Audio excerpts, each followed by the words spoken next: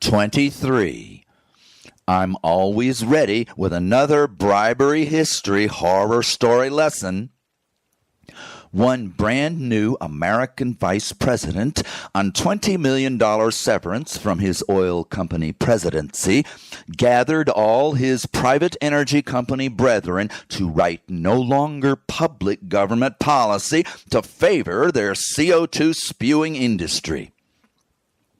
Days later, he was promoting lies sold to the American government for $1.5 million by an Iraqi con man called Curveball, that Saddam Hussein was buying enriched uranium from Africa and mounting chemical and biological weapons on mobile trailers for perfecting until these populations slaughtered germs and poisons could be pumped into missile warheads intended for Washington, New York, and L.A. American Secretary of State Colin Powell blasted these lies to the 195-nation UN General Assembly as demand for their world police action to militarily crush accused devil Saddam Hussein. They skeptically refused, but President Bush then bullied a giant 30-nation coalition to add their total 5% forces to legitimize his illegal, fraudulent, unnecessary war of aggression that was in fact originated and hammered by the vice president's private fortune hunt for U.S.-conquered Iraqi-American oil field profits. What percent of history's wars were merely invasions to steal? And the 33,000 American and 2 million Iraqi dead? Regrettable collateral damage, cost of doing business. Colin was ashamed to his dying day of his conning and complicity. People will do anything for money. Hunting instinct.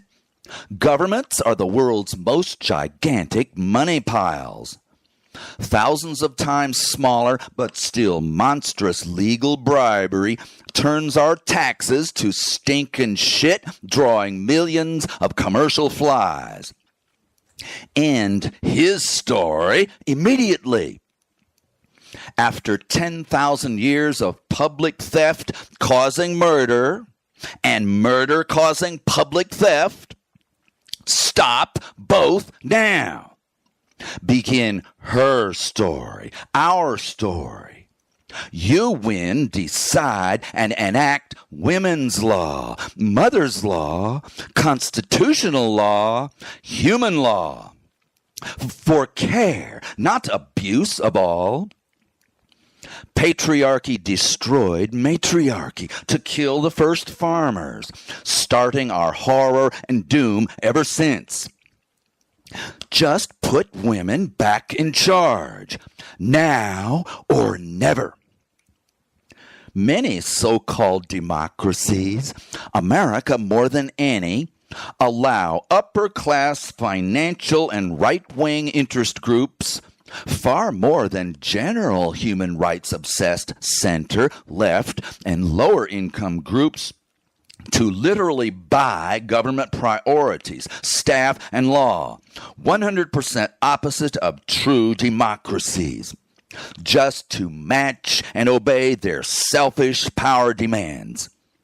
The rich cut welfare.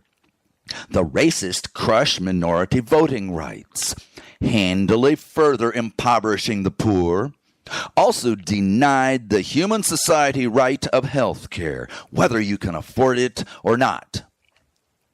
War, conquest, and weapons freaks demand anti-constitutional freedom and treasury trillions to build and market machine guns to crazy teenagers and missiles to every war zone expanded to Earth's every square foot. In my nation, each of these sick projects continues organized 60-year conspiracies, fastening eyes upon our every fourth dollar, already confiscated by our supposedly general public service, population-protecting governments. Are the perps evil, malicious, violent, abusive gamesters? Some certain leaders, absolutely. Most players, though, just operate the available system for their good family living, only egged on by human greed and willful ignorance of consequent public neglect, harm, and finally doom. Power, especially given to weaponeers, bribers, and polluters, corrupts. The absolute powers, now enthroned, corrupt, then kill absolutely. The unfamous quote, merely mine, follows, and is our only salvation. Ban, end, outlaw those absolute powers. Well, duh. Learn from our his story to stop repeating it. Build lawful, humane, clean government today, or your family dies tomorrow. My threat only slightly figurative. There's no limit to corrupt, thieving, genocidal government horror.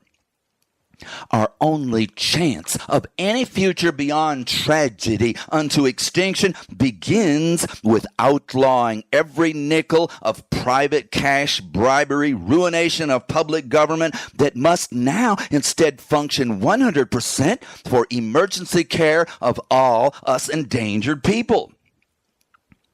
Regulation of private donations has thousand loophole failed.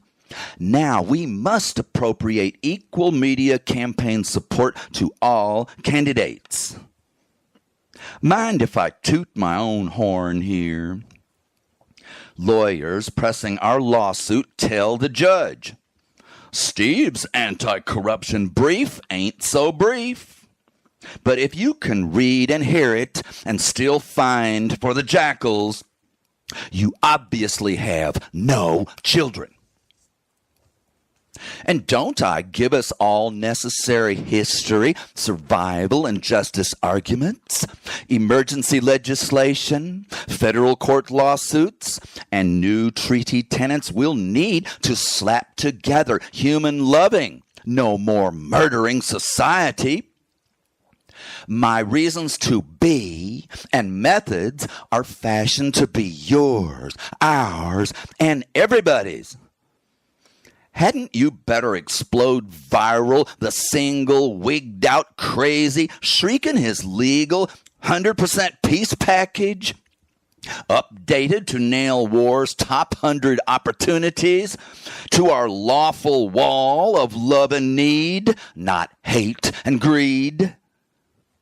Without a planet of listeners, lovers, and launchers, I'm just crying and dying in the wilderness. Not to mention waterless desert.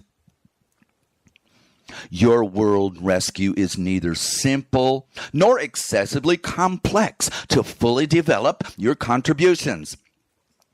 Start paying attention to history and new news. Now draw up our 5-year survival plan to give us each 5 more surviving years towards our legal industrial scheme for 100-year world love, care, and survival utopia. We'll force hard law for peace and big life support rescue finance both pushed on leaders. Obey and help, or lose your next election by staying dirty. Then, can you sell enough used cars to pay for your little girl's $20 bottles of water? Vladimir Putin has schemed for a year and a half to blow up a giant dam just above Ukrainian territory he has yet to conquer. Last fall he did it, wrecking vast farmland and human habitations. His attempts to bomb out 6 nuclear plants' core cooling to explode radiation all over Ukraine that he claims to love and save failed to cause even one meltdown. I do not decry sociopathic conqueror villains just to shout my angry moral condemnation. Evil killers will always occasionally claw up to dominant leadership positions. Although governments reformed to never again make huge armies, genocidal weapons, and giant corruption available to hyper-aggressive bullies will not elevate the despots ruining past millennia and today's nightmare. My point? We'll be safe even from the last bad apples if they flat don't have the explosives to ruin the world, much less end it. Now Mr. Putin claims to be rescuing Ukraine for his superior just care, while his actions are merely fully torture and murder of all within his nearly infinite powerful reach. So, is defeating bad guys our salvation?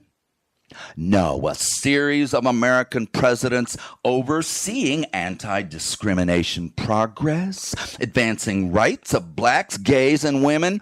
These same humane men also flogged a commercial war machine, fueling 15 of the 30 million World War murdered since World War II.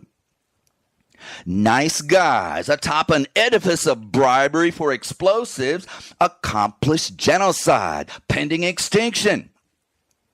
So let's design a world without bribery or TNT and uranium bombs, where the worst XYY mutant monster would struggle in vain to kill or bully anybody.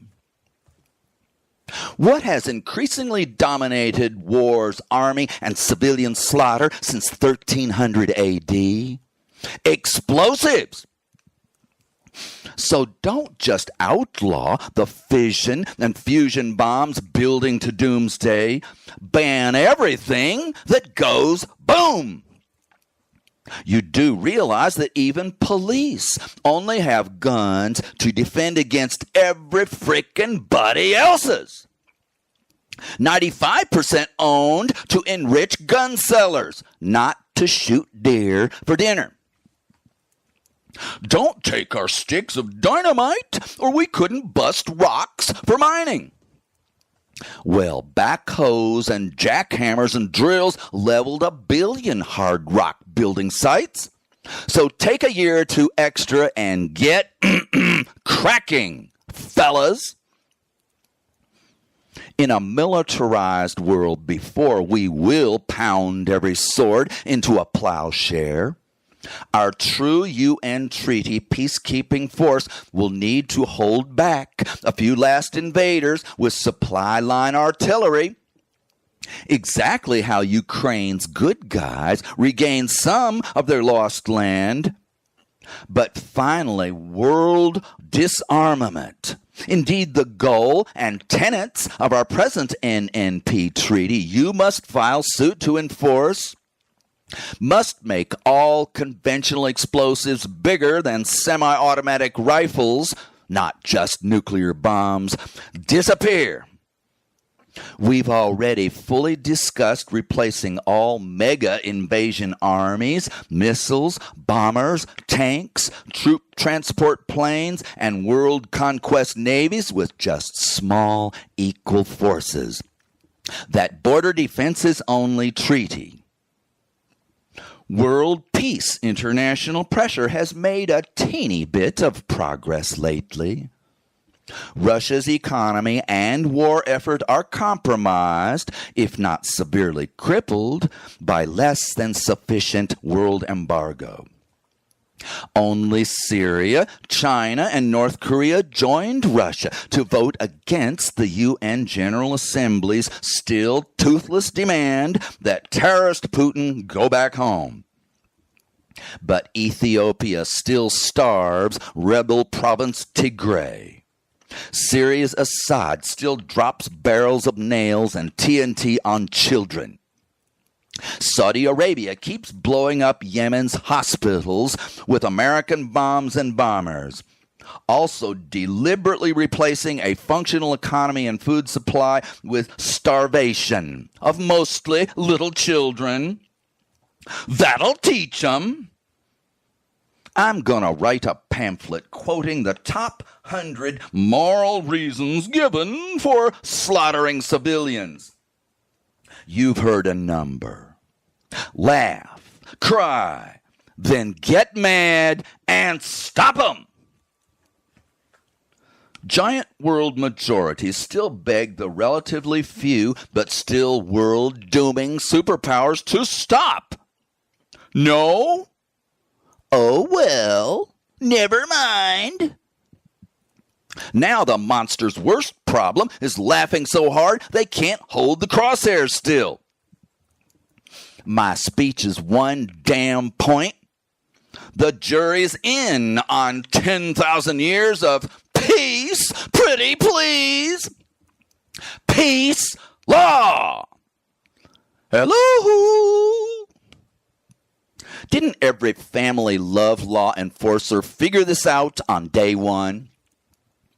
Junior, I found your brass knucks in your filthy school bag. Say goodbye to computer games and chats for a full year. And you're not leaving the house without your 20-year-old brother either, baby bully. But would somebody, anybody, explain to me why I'm presently the one and only skunk at our entire Earth's public, political, military garden party? When the hell is somebody else gonna raise a stink? And who dat? Y'all gotta realize that building legal world love will still progress 20 times slower than imminent thirst and hunger extinction unless we snatch that first 20 trillion out of fully bribed war money yesterday.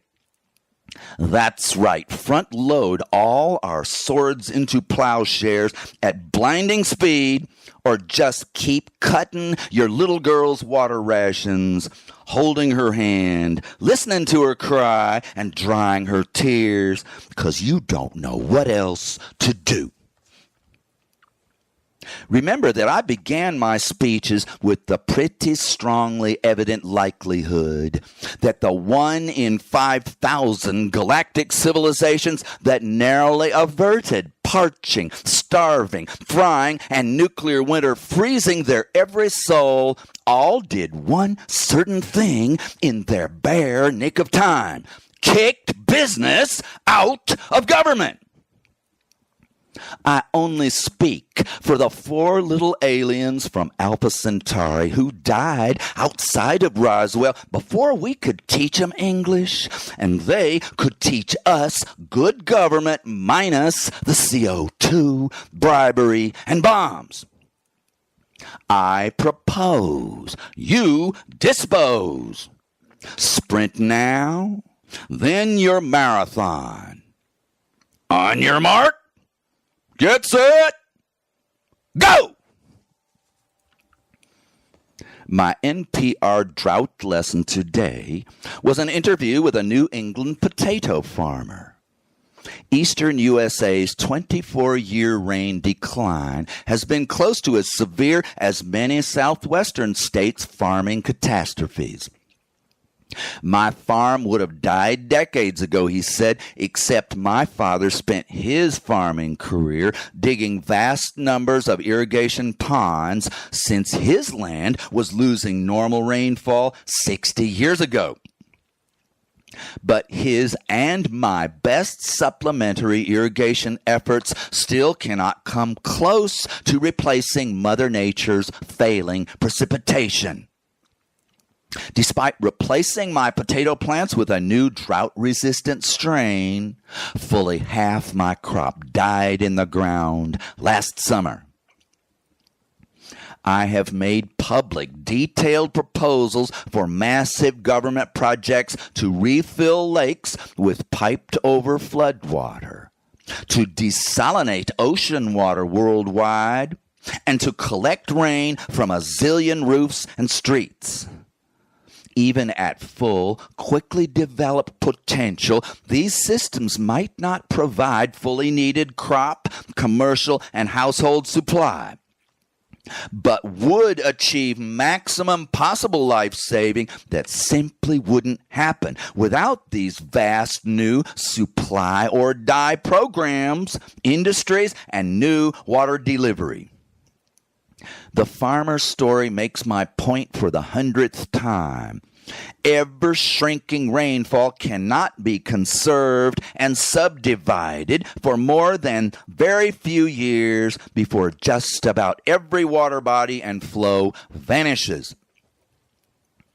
Our water crisis world agenda must first convince the experts everywhere that human water supply only vanishes below any ration to survive strategy. My new supply or die opinion proven just about everywhere. Flooding rivers equipped in advance with pipe drainage to collection is an idea obviously brought to fruition by costly, if not prohibitive, infrastructure. Let's also scheme out how to collect hurricane rain with big water tanker trucks. Forget massive coastal surges and floods drowning roads beyond drivability. Station trucks just inland where feet of slow-moving rain could fall on highways that heavy trucks with high clearance could still drive on. Pave certain stretches of runoff ditches, adding dams to create temporary bodies of water. Pump into fleets of giant trucks that follow rain travel. Could these tankers be designed to also treat rainwater already rather clean? Drive them to crisis communities, factories, and farms. Deliver to municipal storage, water towers, and depleted home tanks. This mobile collection system could gear up a fast several-year rescue, but permanent power pumping pipes must be built throughout likely inland hurricane routes and big flood areas, all the way to continent-wide water needs, as also from inland rivers due to flood every couple of years. Just remember, privately corrupted and stolen governments murdered 1 billion souls over 10,000 years. Only the clean leaders that 1 billion use must rapidly, legally, constitutionally redesign as true public servants will use your taxes to save you. No longer just private lackeys handing our dough over to jackals to kill us with. So what's the hurry, my listener jury? Why not wait to jump on these 5 to 10 year projects until CNN tells you that 5,000 lakes and rivers went bone dry, including all intake to your municipal water treatment plant? What, you ain't got $10 million and a private army to compete for the last of the bottled water? Condense my 4-hour speech to 2 seconds. Go! Now! And don't forget that only our full anti-war and politician cleanup laws spring the money, honey. Today, all over the world, 10-year-old children step into rivers like the Mississippi that used to float monster ships along mile-wide sections. Now, Joey and Jill wade across and back in minutes without getting their t-shirts wet. Every riverbank generation looks at each other with wide eyes in silence that only one scared, prescient 8-year-old girl breaks. Are we gonna die? Not if we can help it. Because no one anywhere steps up to the plate, and I just struck out. Only one hero remains to grab the bat I flung down in despair. Well, who dat? On November 1st, 2022, American intelligence publicized their recent discovery of a Russian generals meeting to plan the nuclear bombing of Ukraine. Over 80 years of nuclear war purpose and strategy has gone into one main objective among several. When your conventional army gets crushed, captured, overrun, and driven back home, start smacking your opponent's army bases and cities with tactical atomic bombs, up to Hiroshima-sized 250,000 killers. The Russians have already converted their entire offense to constant bombing of virtually every major civilian electricity and water plant. They're working at murdering every possible man, woman, and child during Ukraine's impending hard-freezing winter. Putin's endgame will merely follow the extinction evil of 1950s American massive retaliation policy. A Russian conventional Europe invasion that they and we couldn't stop will be followed by the end of the world we promised for decades.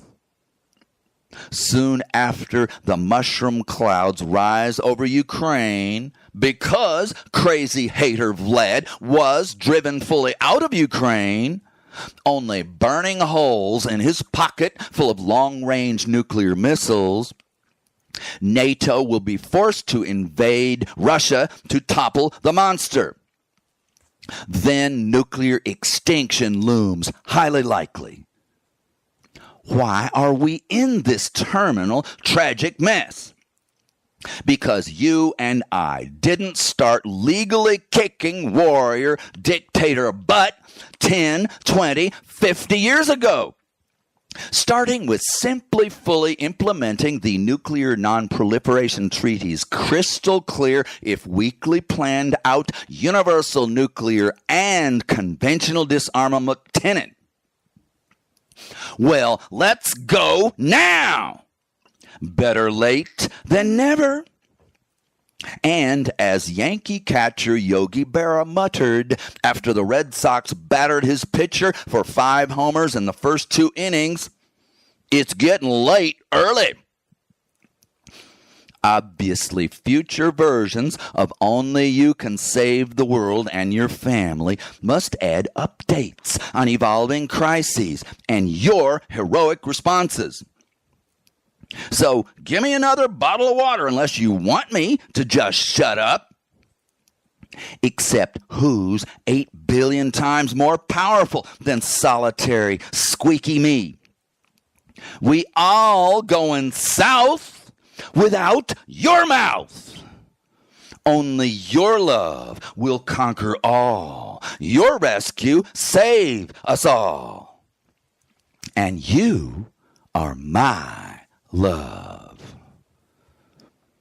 Mexico City's 22 million people could completely run out of water in the middle of its always dry summer, this summer. For many years, without rain enough to keep reservoirs full, their aquifers below were so heavily tapped that the entire city is now sinking at a hyperspeed 22 inches a year.